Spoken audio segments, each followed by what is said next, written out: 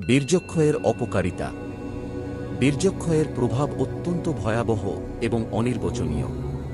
এটি মানুষের শারীরিক, মানসিক এবং আত্মিক জীবনে ধ্বংস ডেকে আনে।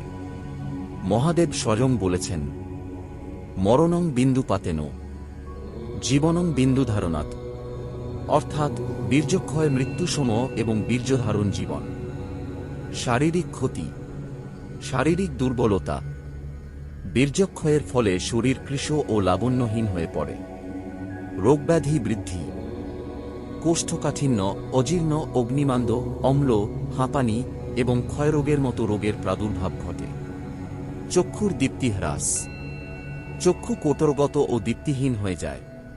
স্নায়বিক দুর্বলতা। স্নায়ুমণ্ডলী দুর্বল ও উদভ্রান্ত হয়ে পড়ে। মানসিক ও আত্মিক ক্ষতি। মানসিক অবসাদ। বীর্যক্ষয়ে মানসিক স্থৈর্য এবং উদ্যম হ্রাস পায়। চরিত্রের অবনতি। বীর্যক্ষয়কারীর বাক্য তিক্ত হয়, মন অশান্ত হয়ে পড়ে। সৃজনশীলতার পতন।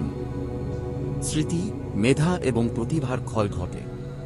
সামাজিক ও পারিবারিক প্রভাব। ভারতের বিধবাদের সংযমী জীবনের উদাহরণ দেওয়া হয়, যারা স্বাস্থ্য ও দীর্ঘায়ু লাভ করেছেন। অথচ বীর্যক্ষয়ের ফলে যুবসমাজ আত্মধ্বংসের পথে এগিয়ে চলেছে।